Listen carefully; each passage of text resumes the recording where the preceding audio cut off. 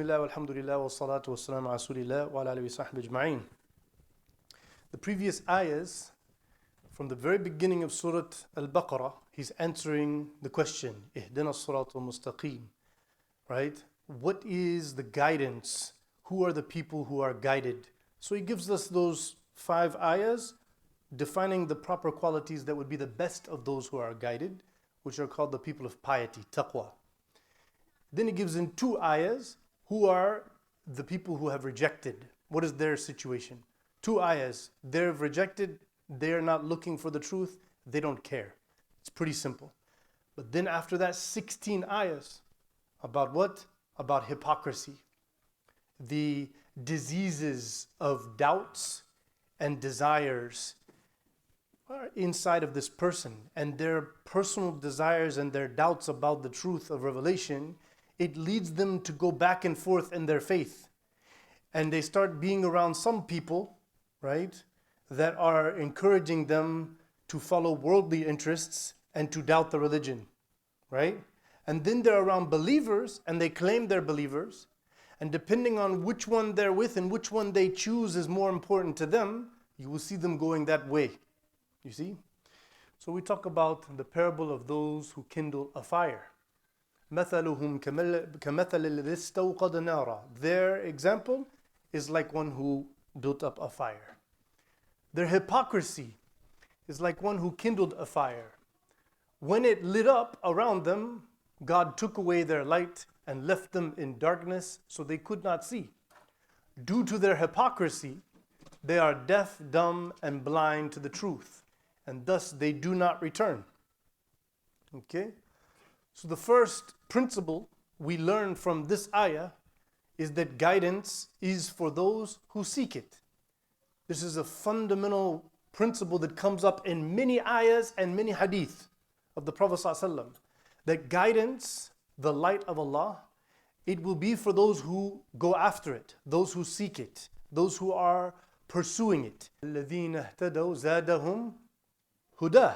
Right? Those who seek to be following the guidance, the Quran says, God will increase them in guidance. Right? وَمَن يُؤْمِن بِاللَّهِ. Whoever has believed in God, يَهْدِي قَلْبَهُ. He guides his heart. Right? فَأَمَّا مَنْ أَعْطَى وَاتَّقَى وَصَدَّقَ بِالْحُسْنَى فَسَنُيَسِّرُهُ لِلْيُسْرَى. The one who has faith and seeks to live according to it, and they are generous and giving, then he will make their path on the guidance easy. So guidance is for those who seek it, right? As we saw from the principle of the disbelievers, those who turn away will not be guided until they what? Until they seek it. So when the Prophet ﷺ prayed for many people, right? The Prophet ﷺ prayed for many people. Did they all become Muslim because his prayers are holy and magical? It did not happen that way, because that is not how it works. But the goodwill of someone to pray for someone is a beautiful thing, and it will add value and move forward. When someone's heart inclines, it will make that path easier for them. It will bring it clear. The blessing of the prayer will then be added to the inclination of the heart, and you will see people like Umar ibn Khattab radiallahu anhu, whose neighbor said when his wife told him after coming back, I think Umar may have a soft heart for us. I think he's, inclining to us as believers. And her husband said, Umar's donkey will become Muslim before him. Yeah, this is what they understood. You see what I'm saying? But the Prophet ﷺ had made a prayer for him and Abu Jahl. Right? Hisham ibn Amr, right? So, Amr ibn Hisham. So, next one, hypocrisy is a pathway to disbelief. What do we get with this? So, what do you think this light is? What do you think this fire is talking about? What is the fire it's talking about? The knowledge of faith and the being around it and seeing people following it and listening to the ayat. This is like the fire, right? But because they move away from that fire, right, then he'll take it away from them so they can't really appreciate it. because they are inclining away from it. They're going away from that guidance, right? They're choosing to be around people who are not. So then Allah will give them what they want, right? The more you incline away, He will open those doors for you. The more you incline, He will open those doors for you, right? So hypocrisy is a pathway to disbelief. Why? Because hypocrisy is in and of itself selfishness. Look back. The Prophet ﷺ said there are 4 qualities that whoever has them, one of them has the disease of hypocrisy. Whoever has all of them is probably a full-blown hypocrite, and their faith will dwindle to nothing, right? What is number 1? They lie a lot. Number 1, they lie a lot. Why would you lie? Either you don't want to be accountable for a wrongdoing, so you try to hide your mistake, so you lie about it, right? Selfish. Because truth and justice is owning your own mistake and being willing to take justice, what will come to you as a result of what you have done wrong.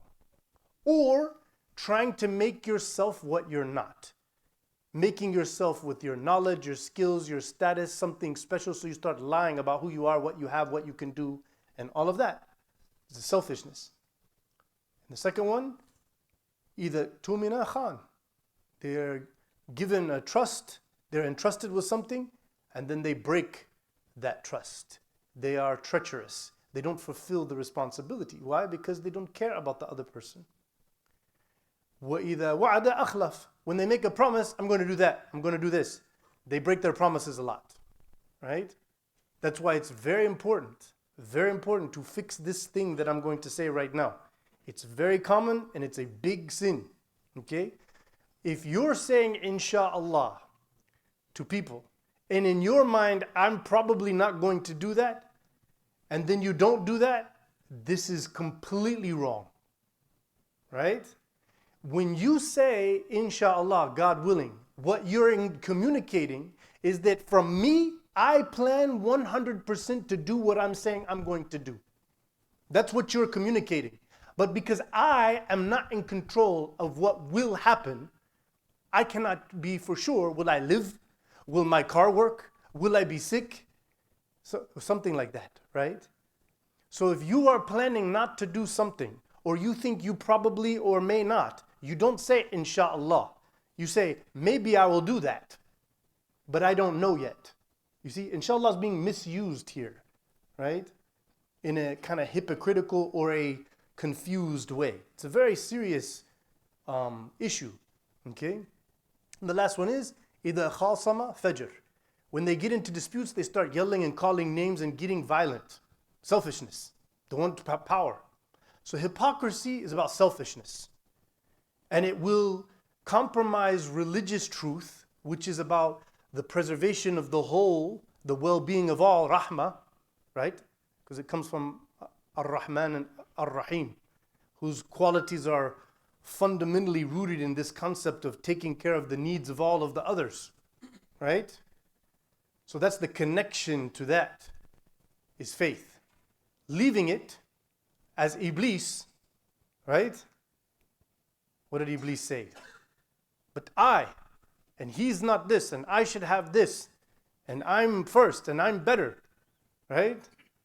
Let me show you. Me, I. He became self-absorbed. And that's how he went astray, his own desire. Isn't the understanding that Iblis thought he should be the one that everyone's bowing down to? Isn't it? It's the envy, right? Selfishness.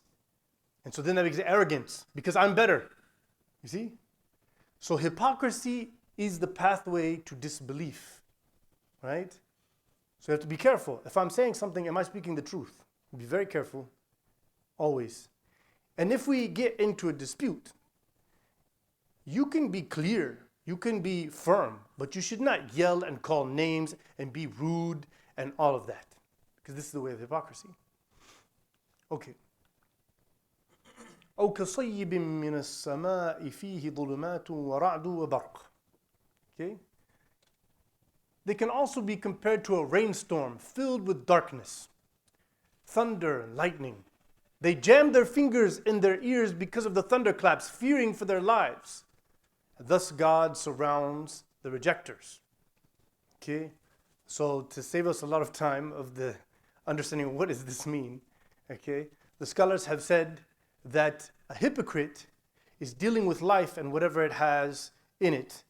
See, rain usually brings what? Blessings, right? It brings life to the earth. It brings fresh water and all of this, right? But with the rain comes difficulties and hardships, right? There's the wind and the lightning and the thunder and all of that. But if you know, if you have a home to be inside, right? If you have a home to be inside whenever it's storming, do you feel scared? Like you would be if you were not at home. You're not very scared at all. You're, okay, that's going on there, alhamdulillah, I'm in here, everything's safe. So the hypocrite is not at home, which is with Allah who created him, and his heartbeat is fully reliant upon him every moment. If he's at home, he has revelation. And the rain is his original and default. And when the hardship comes, what is the believer doing? Patient. It says, alhamdulillah, ala kulli hal. Qaddar Allah wa ma sha'a fa'al. He has the tools necessary because he's at home. And as it brings him safety. You see? You with me with this? This is what many of the scholars have said. Okay. So guidance gives safety and comfort through patience. If you have guidance, when terrible things happen, you're not like, oh my God! You see? That's what the Prophet ﷺ, he said, As-sabr inda sadmat al-ula.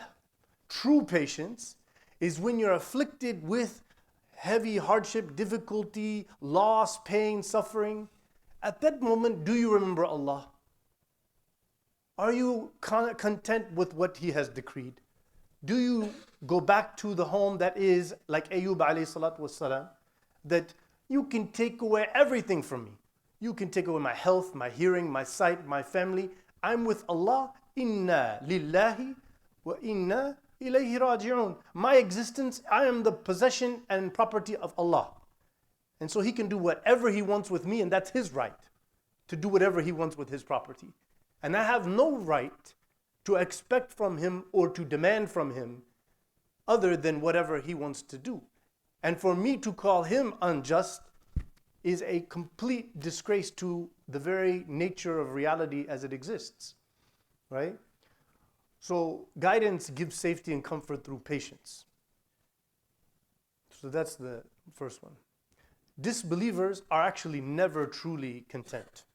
Hypocrites and disbelievers, that's what I'm saying. You see right now, all these very wealthy, powerful people and all of these things, and they have money and all of this. They are going through all kinds of, confusion, anxiety. They have to drink alcohol. They have to use the drugs. They're not really comfortable because they don't know what they're doing here. They don't really know. And when they pursue all this money, when they have all this power, then they realize, what is the point now? So you're seeing all these people committing suicide. It is a very interesting thing. If you look at the rate at which people go into atheism and agnosticism, and you look at the rate of suicide and depression, you will see that those categories are mimicking each other exactly as they have been. See, back in the 1950s in the United States, almost less than 2-3% of people were saying, I'm an atheist. Very few. Now you're talking close to 18-20%. So you have seen the massive increase in depression, anxiety, and suicide along with people who have no faith. They have no revelation. They have no understanding of purpose. So they're never really content. They don't have a home. Anytime something bad happens, it destroys them, right? يَكَادُ الْبَرْقُ يَخْطَفُ أَبْصَارَهُم, right? So it's like the lightning is taking away their sight. The lightning almost blinds them. As long as it lights their path, they move on. But when it became dark again, they stand still and they're confused and lost. They don't know. If God willed, surely He could have completely taken their hearing and sight. Indeed, God has absolute power over all. Okay, so the first thing we learn is choose your friends wisely. Yadullahi ma'al jama'ah. You cannot be a real believer on your own. It cannot be. There's no such thing. No scholar ever agreed. Even those that said we want to do khalwa, they said it as a personal exercise for grounding their spiritual self, right? But then they came back. Nobody accepted in Ahl Sunnah wal Jama'ah that you can just stay separate and say, I'm Muslim, I don't interact. The Prophet ﷺ said, خير الناس من اختلط مع الناس وصبر على أذاهم. That the best of people is they integrate with society and they're patient in dealing with their harms of lack of belief and practice and values and so forth. Because that's how the prophets were. That's how Abu Bakr and Umar radiallahu anhum ajma'in, how they were. So you choose your friends wisely. Who you're around is going to make that light for you. Who you choose to stay around often, if you have believers around you that are encouraging you to do the right thing, if you have believers that are influencing you in the good way, then you've got the light. And you can walk on the straight path. And then when you die, boom, you're in Jannah.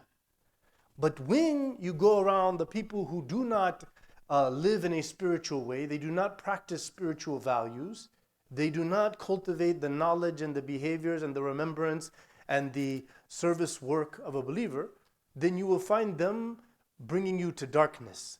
And then that darkness, you will wander off of the straight path because you don't know how to stay on the straight path because it's dark. I'm telling you, if you want to do the exercise, we can turn the lights off. Everybody go over there. We'll put like 3 people over here, okay? And then we'll say, okay, go to the end of the room. People running into the wall. Some of them are going to be over here. And then we turn the light. You see what I'm saying? Yeah, but when the light's on, nobody will make a mistake on this one. You see what I'm saying? Yeah, so the idea of the straight path is that when you die, you're there and you go to heaven. As the Prophet, he drew it. He said, he drew little hooks and moved them away from the straight path. He said, these things are what the shayateen pull you off and lead you away from the straight path. If you die over here, you're done. Al-ibra bil-khawatim. What matters in you as a believer is where you are when you die. Not where you were. Say, for example, you live piety, righteous, all that. You chose to hang out with these people. Choose your friends wisely. The door to repentance is always open. If you say, okay, why is Saudi Arabia and UAE, why is their leaders siding with Israel? Because they believe that the economic interest of the future of their country is in supporting Israel. Isn't that true? Yeah, they said it themselves, openly. We just need to get over this thing. See? So the door to repentance is always there. They can return back and then start destroying Tel Aviv, and we'll all say Allahu Akbar and take him as Amir al-Mu'mineen. I'm ready to do it. I'm ready to give my bay'ah if they did that. Are you? Why not? They'd be worthy at that point. I mean, a lot of people don't pay attention. People are like Hajjaj ibn Yusuf. Hajjaj ibn Yusuf was a pious Muslim compared to any of these guys. You know what I'm saying? People read the history and they think, oh, he did this. Yeah, you know, he put Abdullah ibn Zubair on a crucifix. You know about that? But if you know who Hajjaj ibn Yusuf was, he was a pious Muslim, sahib deen wa Quran and qira'ah and all of that. Right? He had his ijtihad. And he was the hakim. Okay, it's hard to understand these things like that. It's hard to separate, right? But he was bringing his point from Islam. You cannot have 2 amirs. The Prophet said, if one of them is saying, I'm the amir, and there already is one, then one of them has to be killed. And he was saying, I have the sultan, watch. And he did what he did, right? Now Allah knows best what it was, right? But these guys today is a whole nother level of something else, right? The purpose of life. Now he's going to tell you, okay guys, you know what a person of faith is. You know all these beautiful qualities. You know rejection. Now you see the struggles you're going to have in your life with this desires and doubts. Here's how I'm going to keep you on the straight path. Okay? Ya ayyuhan nas u'budu rabbakum. Okay? Pay attention, people. Devote yourselves to your Lord who created you and everyone who came before you so that you may become pious. Okay? Which again, if we go back to our original point, who's going to take value from the Quran? Hudan lil muttaqeen. Now he's going to give you the prescription, the wasf. Okay? This is a very brilliant if you just look at how this first part of Baqarah is lining up reality for you, this is not the work of an illiterate guy who was a merchant who learned how to do goats and stuff like that when he was a kid. Okay? The greatest philosophers were not able to put together this type of thinking in his time. Okay? Sallallahu alayhi wasallam. Devote yourselves to your Lord who created you and everyone who came before you, so that you may become pious. If you choose to devote yourself to Him, He will make you pious. But you have to make that choice and step on that path and try your best. Then He will move you. We call that hidayah tawfiqiyya. Al-ishadiyya, now you know. You can see where you fit in the three categories, right? He's telling everyone, right? You are either a believer who's working on it, and here's what you need to keep doing, or you're a disbeliever who's rejecting it, and look at what's wrong with you, and look how I've explained to your heart what your situation is, because he's basically telling them to their own heart what their situation is. They are not looking for guidance. They could care less. That's why they're disbelievers. And they're like, yeah, you know what? I'm like that. Like anyone who read it that's a disbeliever will know this, right? And he's telling hypocrites, you're going through all kind of confusing things. Let's get out of that confusion and make it very simple for you. The human race is one family, right? The human race is one family, isn't it? There's 2 points here. Of course, he said it, people, humanity. He's talking to all of humanity right here. As I said, all three groups. He's now talking to all three groups, okay? The believer, the disbeliever, and the hypocrite. There is no fourth category, by the way. He's the one who created you and every one of your ancestors. Because why were they thinking? They were thinking the ancestors themselves, in and of themselves, are important. You see? They're following their ancestors, al-aba, because of their ancestors. Right? But does them being ancestors make them anything at all? No. They're no different than them. But who is the source of all of them? He's reminding them, because the Arabs did not think like that. They are worshipping Al-Lat wal-Uzza wal-Ba'al wal-Hubal. They have all kinds of statues and idols. Their devotion is to these things. When they slaughter, they say wal-Lat wal-Uzza. They do not say, oh, Bismillah wallah. They don't say like that. They see Allah as like some figure that created everything, and He has nothing to do with our daily life. He's just like this creator figure that's completely foreign to us in our daily living. He's the one who created this Kaaba so that we could have these idols, so that these gods will give us our value. That's the way they believed. That was their whole thinking process. So he's reminding them, everybody is one family. Worship and servitude are rooted in gratitude. Yeah, He created you. You're nothing without Him. And what you thought was important, your great ancestors, they're nothing without Him. Everything is nothing without Him. Everything goes back to Him, which is why kafur, is kufranu ni'mah. It's ingratitude. The base meaning of kufr is ingratitude, right? And the base of the meaning of iman, it means safety and security. Because your safety and security is in recognizing that which is important. That which will give you your safety and security, which is the source of your existence and everything in it. And so that is the one you should be grateful to. Okay? Never forget where you came from. Yeah, you like it? Never forget where you came from, right? See, and that's where, we've all been through many things. Who brought us through it? Who willed what would happen in our lives? We made choices, but He's the one that allowed what would be created to be created. We are responsible for our intentions. Now, this is where it's interesting, there's people, the modern, gurus, self-help people, the manifesting, and I will envision. If you're envisioning through Allah and by Allah, like you remember in Khandaq, when they say we have to build this, we have to dig a huge ditch. And that way we can neutralize these 10,000 that are coming to destroy us. And now they'd have to go through a ditch or try to put something over, and we have the upper hand. And they found this big giant boulder rock. Right? Now here's an interesting point about this. Everybody had all of their tools and everything, and the biggest, strongest people in Medina going after this rock. And they came to the Prophet ﷺ, they said, Ya Rasulullah, this thing is huge. Its horses can just come over this thing. What are we going to do? And the Prophet ﷺ said, okay, give me your thing. Okay, or whatever, stick, shovel thing. And he went over there and said, Bismillah. Boom! And it cracked. And they saw some light coming out of that crack. And then he said, I see that the keys of the palaces of Yemen will be with us. He said, Bismillah. Boom! And it cracked again. And the light came up. And everybody saw that. He said, I see that the keys of Khosrows in Persia is coming to us. And then he hit it again. Boom! And it just crumbled. And he said, Rome, the Byzantines, we are going to have. Now at that time, number one, they are living by the skin of their teeth, as they say. Like they don't have the power to stop this 10,000 army, which has never seen in history. And they are on the underhand. They do not have the power. They do not have the weapons. They do not have the army. It looks like they're toast.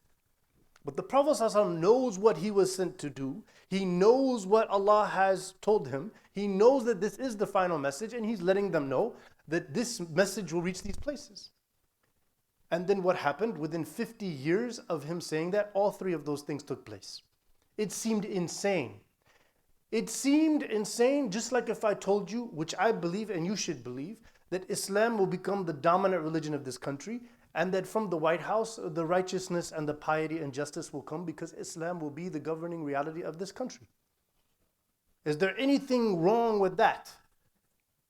But if you are telling yourself that seems crazy, or that seems like haram, or why would anybody say that, or what will the FBI think when they record this? Who cares? It's my First Amendment right to not only believe that, to say that, but to work for it. Because that's in their best interests. But do you know that? Do you believe it? Are you working for it? That's the question. You see? So never forget where you came from.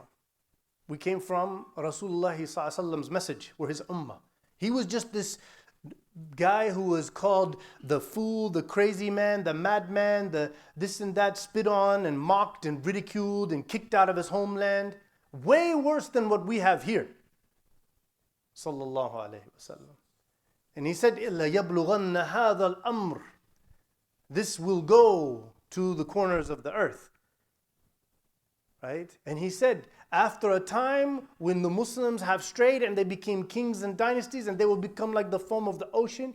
And then he said there will be a time when the believers will come back. And then there will be a Mahdi. Right? So you have to know these things. And never forget where you came from, because then you know where you can go. Did we come? Ya ayyuhan nas, iksabu amwalakum. Huh? You ever heard that one? Iksabu amwalakum. Make lots of money. That's not there. That's not the point, right? Okay. So we are here to bring this ibadah. What is it? So when, trying to remember the Sahabi, we'll conclude on this story. The Prophet ﷺ said, okay, I need you to go meet the Persian ruler, the Kisra. He went in there, and he has his spear, and it's cutting the very nice carpets up like this. He's never been on a carpet in his life. But he's on the, and they're saying, what are you doing? He says, I don't know, I came here, this is, I don't know what you have on the ground, right? And then he goes up there and he says, so what are you here to do? He said, well, I was sent by one that wanted me to tell you that we want Allah, God, to remove you from worshiping creation to the mercy of worshiping the creator of creation. And at first it was like, who do you think you are? Right? But then, very shortly after that, maybe like 20 years. 20 years after that, it was exactly as it was. And all of those people became Muslim. But they believed this. They knew it to be true. They knew it, right? So, piety is based in certainty. The more you dedicate yourself and you realize who you come from and where you represent, He will give us the blessing, inshallah.